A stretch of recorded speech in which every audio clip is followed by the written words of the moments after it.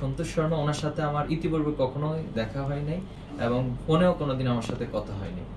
Video অ্যাক্টিভিস্টরা নিয়ে নানা ধরনের কথা বা সমালোচনা হচ্ছে, এই বিষয়টা আসলে কি ছিল একটু যদি পরিষ্কার করেন।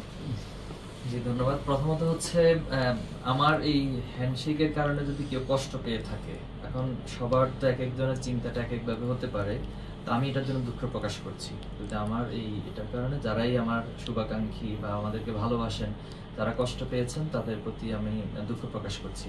পাশাপাশি আমি একটু ব্যাখ্যা দিতে চাই, ওই দিন আসলে জামাত ইসলামের ইফতার প্রোগ্রাম ছিল। সেখানে আপনারা জানেন যে রাজনীতিবিদ, এরপর হচ্ছে বিভিন্ন ছাত্র সংগঠনের নেতৃবৃন্দ ছিল, বিশিষ্ট পেশাজীবী যারা সাংবাদিক থেকে শুরু করে সকল পেশাজীবীরা সেখানে ছিল। তা আমাদেরকেও সেখানে জামাত আমন্ত্রণ জানিয়েছিল, আমরাও সেখানে মূলত আমন্ত্রিত মেহমান হিসেবে গিয়েছি। তো যাওয়ার পর স্বাভাবিকভাবে একটা সামাজিক অনুষ্ঠানে সবাই সবার সাথে কৌশলাদি বিনিময় করেন। আমি এখানে আসলে সবাই সাথে ইতিপূর্বে দেখা হয়নি, এরকম অনেক রয়েছে। তো সন্তোষ শর্মা, ওনার সাথে আমার ইতিপূর্বে কখনোই দেখা হয় নাই এবং ফোনেও কোনোদিন আমার সাথে কথা হয়নি।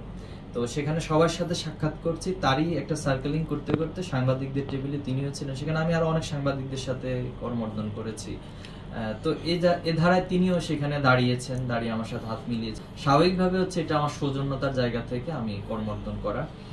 তো আসলে এটাকে নিয়ে যদি এখন একটা পক্ষ, আমরা এখানে যেটা মনে হচ্ছে আর কি, একটি পক্ষ ছাত্র শিবিরকে হেয় প্রতিপন্ন করার জন্য বা এই কাজগুলো করছেন, তো আমি তাদের প্রতি অনুরোধ জানাবো আর কি, যে কোনো একটা বিষয়কে একটু যাচাই বাছাই করা, বা হচ্ছে যদি কোনো বিষয়ে সংশ্লিষ্ট ব্যক্তির বক্তব্যের প্রয়োজন হয়, সেটা আমাদেরকে সরাসরি নক দিতে পারতেন যে আসলে কি হয়েছে বিষয়টি। তো এই জন্য আমি আবারও বলছি, যদি কেউ এই বিষয়টার কারণে কষ্ট পেয়ে থাকেন, দুঃখ প্রকাশ করছি, বাট এই ছিল মূলত বিষয়টি।